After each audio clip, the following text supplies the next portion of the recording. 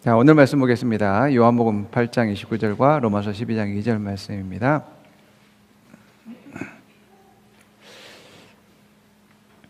읽겠습니다. 나를 보내신 이가 나와 함께 하시도다. 나는 항상 그가 기뻐하시는 일을 행함으로 나를 혼자 두지 아니하셨느니라. 너희는 이 세대를 본받지 말고 오직 마음을 새롭게 함으로 변화를 받아 하나님의 선하시고 기뻐하시고 온전한 뜻이 무엇인지 분별하도록 하라. 아멘.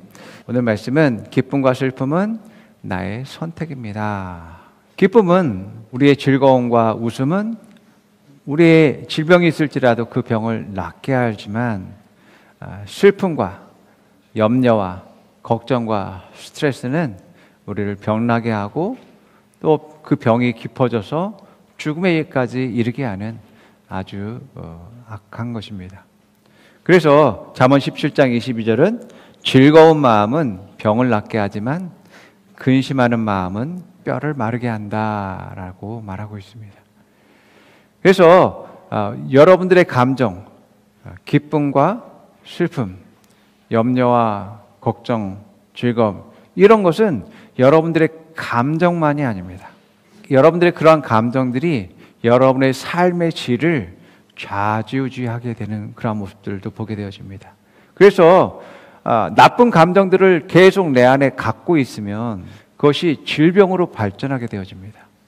그래서 그 질병으로 고통받게 되어지게 되겠죠.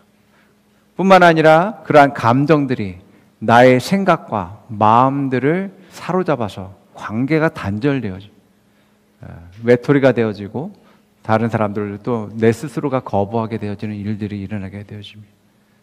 뿐만 아니라 이러한 질병으로 말미암아서 이제 사망에 이르는 그러한 일들도 일어나기 때문에 우리의 감정은 순간적인 그런 감정으로서만이 존재하는 것이 아니라 내 삶과 생명을 좌지우지할 수 있는 아주 중요한 것임을 기억해야지만 됩니다. 그래서 나이가 어리든 나이가 많든 간에 자기의 감정을 다스릴 수 있어야지만 됩니다. 여러분의 감정을 그냥 내버려두면 안 돼요. 그냥 단순히 간단한 것이라고 치부하면 안 되는 것입니다. 그것을 계속 그것이 자라게 냅두고 내 생각을 지배하게 하고 내 생활과 삶을 지배하게 한다면 나는 그 감정에 죽게 되어지게 되는 거죠. 또 반대로 우리가 기뻐하고 즐거워하고 웃음을 갖게 될 땐 또한 이것 역시 우리 몸을 건강하게 만든다고 합니다. 그래서 질병을 치유하는 능력이 그 웃음 가운데 있다라고 이야기하고 과학적으로도 의학적으로도 이 웃음 치료에 대해서 증명하고 있다고 합니다. 많은 사람들이 기뻐하고 슬퍼하고 즐거워하고 아파하고 염려하고 걱정하고 하는 이런 많은 것들은 환경에서 찾아요. 환경이 좋으면 즐거워하고 기뻐하고 환경이 나쁘면 슬퍼하고 아파하고 그러니까 어떻게 돼요? 세상에 끌려다니죠. 세상이 이러면 즐겁고 이러면 나쁘고 하는 그러한 삶이잖아요. 자기 주도적인 삶이 아니에요. 세상의 영향에 따라서 좌지우지되는 그러한 삶을 살게 되죠. 자, 그런데 하나님은 우리에게 기쁨과 즐거움과 행복과 성장과 승리를 주시는 분임을 믿으시 바랍니다. 그렇습니다. 성경은 말하고 있습니다. 하나님은 나의 아픔과 슬픔을 가져가시고 나의 고통과 분노를 가져가시고 내게 기쁨을 주시고 즐거움을 주시는 분이라고 말하고 있어요. 자, 시편 30편 11절 12절 읽어봅니다. 주인께서는 내 통곡을 기쁨의 춤으로 바꿔주셨습니다. 나에게서 슬픔의 상복을 벗기시고 기쁨의 나들이 옷을 갈아입히시기에 내 영혼이 잠잠할 수 없어서 주님을 찬양하렵니다. 주 나의 하나님, 내가 영원토록 주님께 감사를 드리렵니다. 아멘.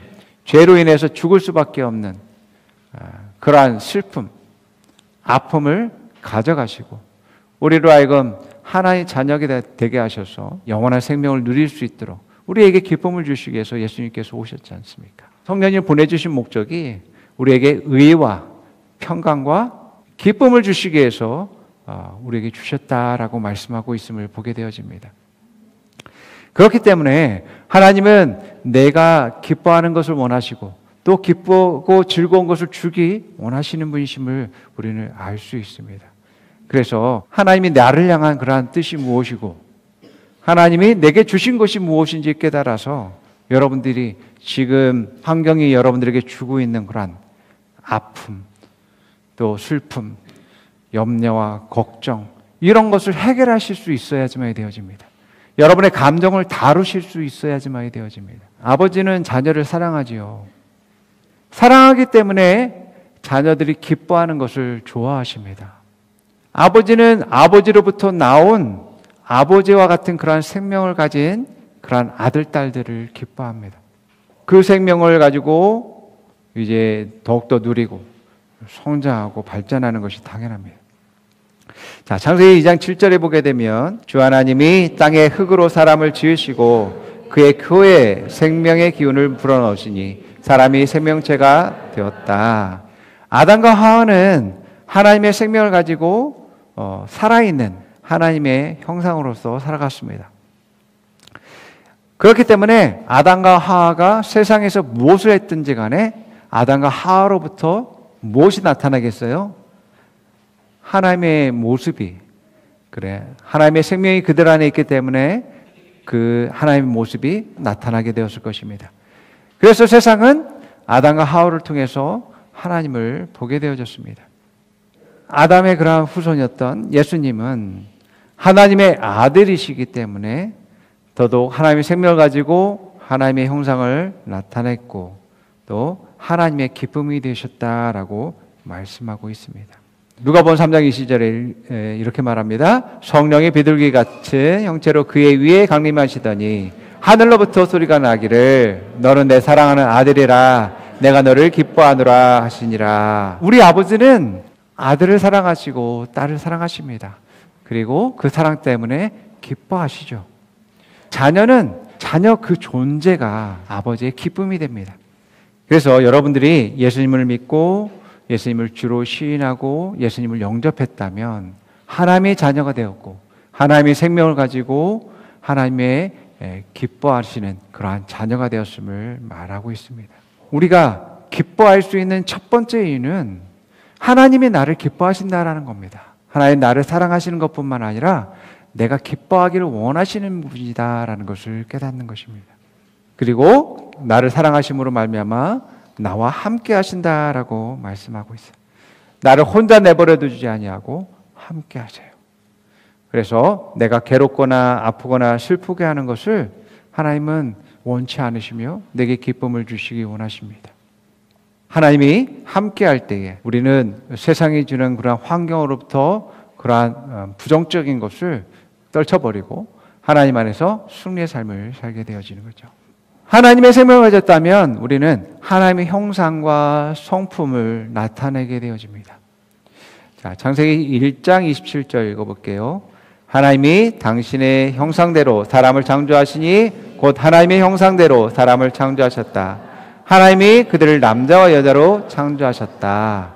내가 아버지의 사랑을 받는 자녀다라고 했을 때 우리의 삶의 목적은 바뀌게 되어집니다. 예수님도 예수님의 삶의 목적이 그것이었습니다. 아버지의 기쁨을 위해서 자기 자신을 드리는 것이었죠. 여러분들이 하나님의 기쁨을 위해서 산다면 하나님은 여러분들의 모든 삶 가운데 기쁨과 즐거움으로 채우실 것을 믿으시기 바랍니다. 아멘. 자, 로마서 12장 2절 말씀, 또 고린도전서 13장 6절 읽겠습니다. 너희는 이 세대를 본받지 말고 오직 마음을 새롭게 함으로 변화를 받아 하나님의 선하시고 기뻐하시고 온전한 뜻이 무엇인지 분별하도록 하라.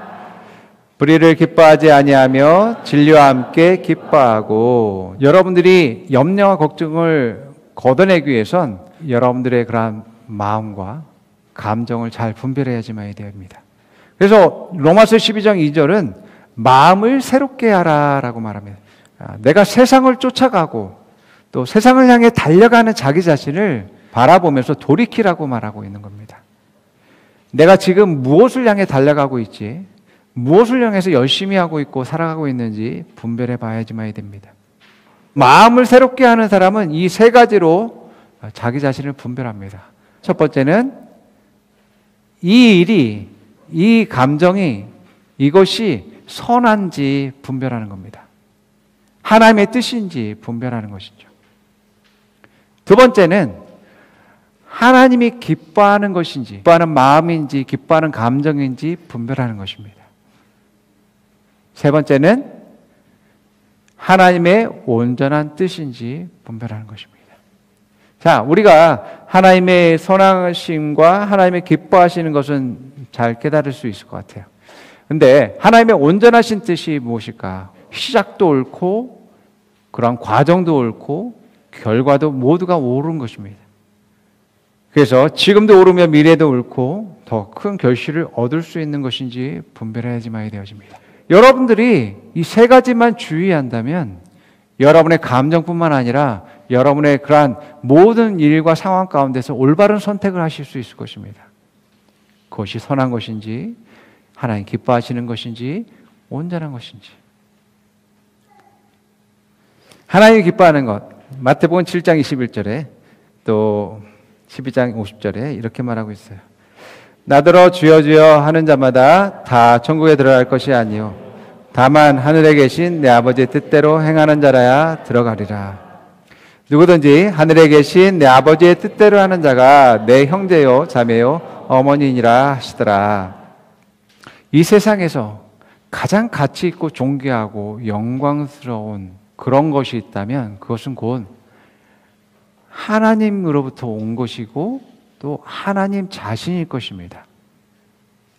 하나님은 하나님의 모습이 나타나는 것을, 하나님의 형상이 나타나는 것을 기뻐하십니다.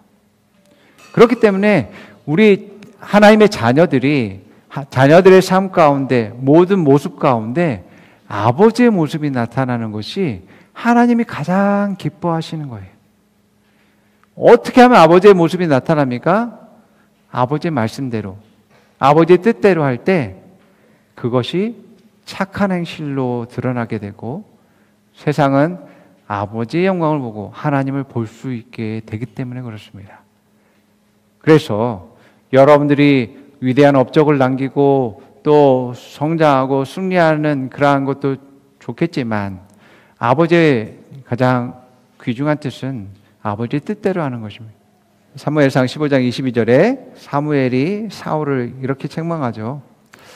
사무엘이 나무랐다. 주님께서 어느 것을 더 좋아하겠습니까? 주님의 말씀에 순종하는 것이겠습니까? 아니면 번제나 화목제를 드리는 것이겠습니까?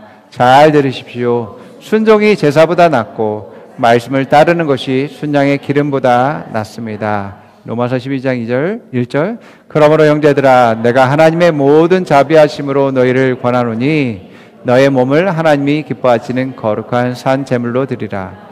이는 너희가 드릴 영적 예배니라. 아멘. 여러분, 아버지의 뜻대로 하는 것이 아버지의 기쁨이다라는 것을 우리는 깨달아야지만 되어집니다.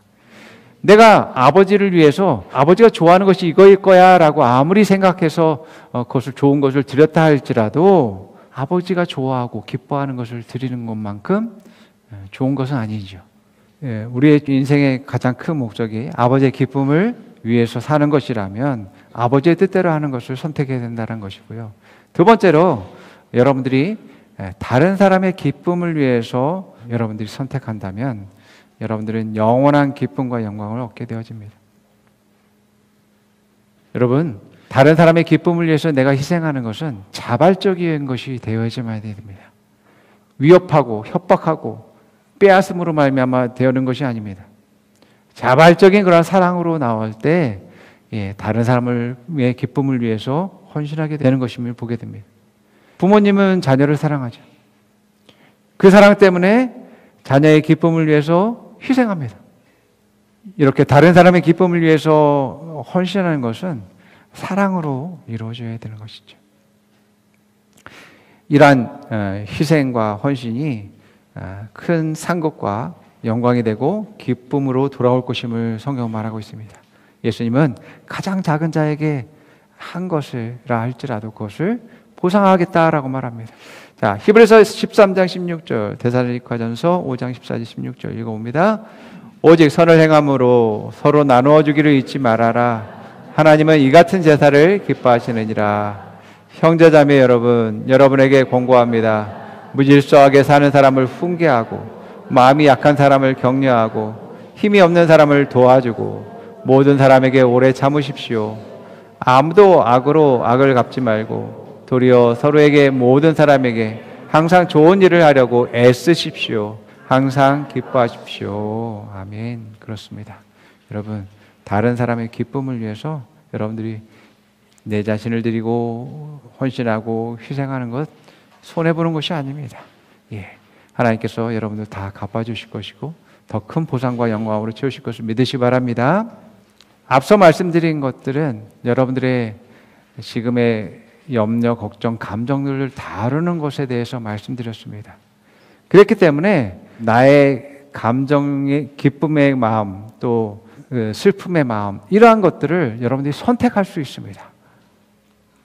여러분, 우리의 환경은 끊임없이 그 문제가 얼마나 큰지 그 어려움이 대단한지에 대해서 말합니다.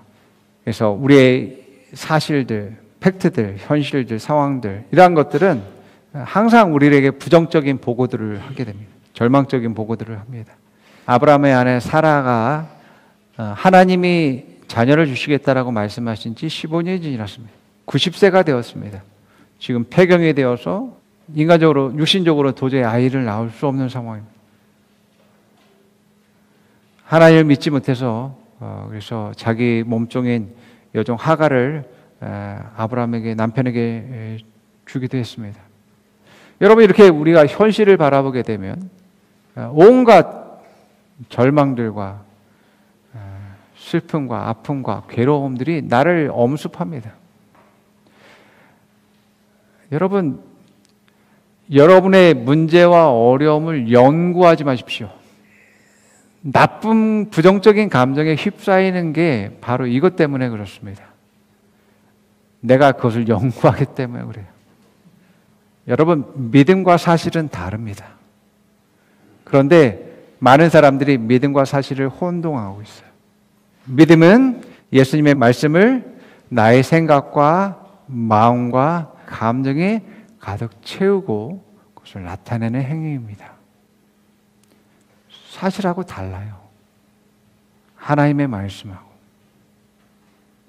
물론 세상 사람들은 네가 바보 아니야? 이거 사실인데 이것을 인정하지 않는다고 말할 수 있겠죠. 그러나 사실을 인정한다고 해서 바뀌는 게 없어요. 사실을 너무나 잘 안다고 해서 변화시킬 수가 없어요. 우리의 인생에서 승리와 구원과 성장과 발전을 위한 하나님의 뜻과 계획은 말씀에 있는 걸요. 그렇기 때문에 세상 사람과 우리는 다른 것입니다. 이렇게 여러분들이 말씀을 이렇게 활용하실 수 있어야지만 됩니다. 여러분들은 문제와 상관없이 기뻐할 수 있고 문제와 상관없이 감사할 수 있고 문제와 상관없이 소망이 넘치는 그런 사람이 되어지는 것입니다. 그럴 때에 여러분의 믿음이 결국 그 말씀이 역사함으로 말미암아서 환경을 바꾸게 하고 지금도 기쁘지만 결국 나중에 가서도 그 믿음의 결과를 보면서 그때도 기뻐하는 거죠. 시작도 기쁨이고 결과도 기쁨이고 이것이 하나님이 우리에게 원하시는 온전한 뜻이라는 것입니다. 우리가 말씀을 안 하지만 여전히 슬프고 여전히 아프고 여러 가지 악한 말들과 부정적인 말들을 한다라는 것은 내가 말씀으로 기능하고 있지 못하고 있다라는 것입니다. 그럴 때 우리는 말씀으로 나의 자신을 가득 채우고 내 생각이 되고 내 감정이 되고 그 말씀을 또 말하고 선포하고 주장하고 부정적인 것들을 걷어내야지만 되어집니다. 그러므로 진리의 말씀으로 말하시기 바랍니다. 믿음이 생길 때까지 고백하시기 바랍니다. 여러분에게 있는 염려와 걱정이 사라질 때까지 고백하시기 바랍니다. 슬픔과 아픔의 마음이 있을 때 여러분 더욱더 고백하고 선포하시기 바랍니다. 여러분, 여러분의 문제와 어려움이 있을 때 그 환경을 너무 믿지 마시기 바랍니다. 너무나 똑똑하고 또 현실감각이 있고 합리적인 사람이고 논리적인 사람일수록 너무 사실을 너무나 많이 의존하고 있어요. 너무나 세상 정보에 대해서 너무 의지하고 있습니다. 여러분, 그것을 안다고 해서 변화를 시키는 것이 아닙니다. 하나님의 말씀만이 우리를 구원으로 인도하고 승리하게 하고 성장하게 하심을 믿으시기 바랍니다. 말씀뿐만 아니라 하나님은 나의 아버지이기 때문에 나와 함께 하신다고 말씀하고 있습니다. 내 편이 되어주시고 또 나를 사랑하시기 때문에 나의 기쁨을 위해서 일하시는 분이십니다. 시편 3편 1절에서 8절에 여호와의 나의 대적이 어찌 그리 많은지요? 일어나 나를 치는 자가 많으니이다. 많은 사람이 나를 대적하여 말하기를 그는 하나님께 구원을 받지 못한다나이다. 여호와여, 주는 나의 방패시오 나의 영광이시오 나의 머리를 드시는 자신이다. 내가 나의 목소리로 여호와께 부르짖으니 그가 성산에서 응답하시도다. 내가 누워 자고 깨었으니 여호와께서 나를 붙드심이로다. 천만인이 나를 에워싸 진친다 해도 나는 두려워하지 아니하리이다. 여호와여, 일어나소서. 나의 하나님이여, 나를 구원하소서. 주께서 나의 모든 원수의 뺨을 치시며 악인의 일을 꺾으셨나이다. 구원은 여호와께 있사오니 주의 복을 주의 백성에게 내리소서. 아멘. 구원이 하나님께 있음을 말하고 있습니다. 내가 세상 사실을 잘 알고 파악하고 그것을 분석하고 내가 수고하고 노력하는 것에 있지 않다고 말합니다. 창세기 21장 1절에서 2절과 6절에서 7절 말씀 읽을게요. 주께서는 말씀대로 사라를 돌보셨다. 사라에게 약속하신 것을 주님께서 그대로 이루시니 사라가 임신하고 하나님이 아브라함에게 약속하신 대로 그때가 되니 사라와 늙은 아브라함 사이에서 아들이 태어났다. 아브라함이 아들 이삭을 보았을 때에 그의 나이 100살이었다. 사라가 혼자서 말하였다. 하나님이 나에게 웃음을 주셨구나. 나와 같은 늙은이가 아들을 낳았다고 하면 듣는 사람마다 나처럼 웃지 않을 수 없겠지. 그는 계속 말하였다. 사라가 자식들에게 젖을 물리게 될 것이라고 누가 아브라함에게 말할 엄두를 내었으랴. 그러나 내가 지금 늙은 아브라함에게 아들을 낳아주지 않았는가. 자기 자신도 웃고 주변 사람들도 웃고 모두가 즐거워하는 그러한 일들이 있었습니다. 그게 뭐예요? 하나님 말씀이, 하나님의 약속입니다. 앞서서 1절에서 2절에 무려 4번이나 말하고 있어요. 주님께서 말씀하신 대로 사라를 돌보셨고 사라에게 약속하신 것을 주님께서 그대로 이루시니 약속하신 바로 그때가 되니 그가 아들을 낳았다. 우리의 기쁨은 말씀을 근거로 하고 있어요.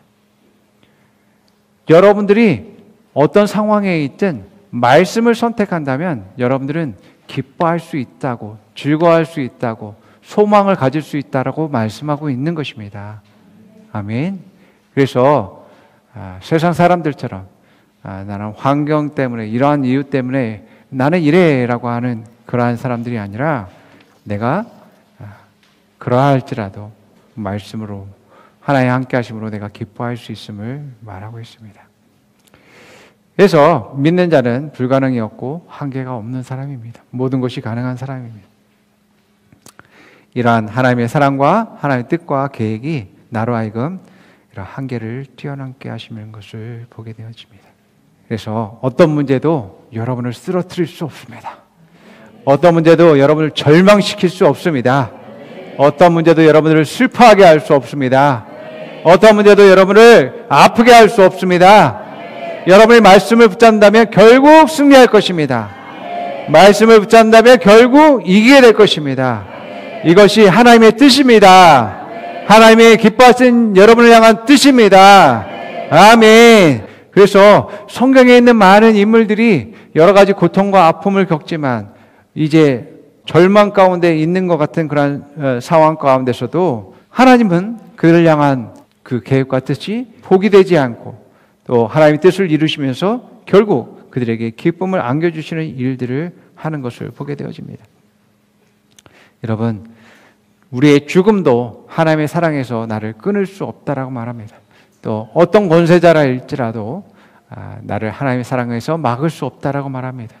그러한 그 사랑이 여러분들을 승리의 삶으로 이끌시고 여러분들에게 기쁨을 안겨주시고 즐거움을 더욱더 부어주실 것을 믿으시기 바랍니다. 예, 그래서 여러분 오늘 말씀을 통해서 여러분들의 안에 있는 자기의 감정을 다루시기 바랍니다. 마음을 새롭게 하십시오. 하나님의 선하신 뜻이 무엇인지, 하나님의 기뻐하신 뜻이 무엇인지, 하나님의 온전한 뜻이 무엇인지 여러분들이 분별해서 그것으로 여러분들을 가득 채운다면 여러분들은 부정적인 것들을 몰아내고 마음이 새롭게 되어지고 더욱더 하나님의 뜻과 계획과 말씀으로 가득 채워져서 상황과 상관없이 기뻐하는 사람이 될 수 있고 소망할 수 있고 즐거워할 수 있고 또 여러분들 결국에 믿음의 결과를 보게 되는 일들이 일어나게 될 것입니다. 네, 하나님 여러분들을 사랑하십니다. 자, 함께 고백해 봅니다. 하나님이 나와 함께 하심으로 나는 부족하지 않습니다. 나는 연약하지 않습니다. 어떤 문제도 나를 쓰러뜨릴 수 없습니다. 어떤 문제도 나를 절망하게 만들 수 없습니다. 어떤 문제도 나를 슬프게 할 수 없습니다. 어떤 문제도 나를 아프게 할 수 없습니다. 나는 결국 승리합니다. 나는 결국 이깁니다. 나는 결국 극복합니다. 나는 결국 한계를 뛰어넘습니다. 이것이 나를 향한 하나님의 뜻입니다. 이것이 나를 향한 하나님의 계획입니다. 이것이 나를 향한 하나님의 능력입니다. 자, 옆 사람에게 말해봅니다. 당신은 아버지의 기쁨입니다. 당신은 아버지의 자랑입니다. 당신 존재 자체가 아버지의 기쁨입니다. 당신은 아버지의 생명을 가졌습니다. 당신은 아버지의 성품을 가졌습니다. 당신은 아버지를 닮았습니다. 당신은 아버지의 의입니다. 당신은 아버지의 영광입니다. 어떤 상황이든 기뻐하십시오. 어떤 문제이든 기뻐하십시오. 당신은 결국 승리합니다. 당신은 결국 승리합니다. 아멘. 기도하겠습니다.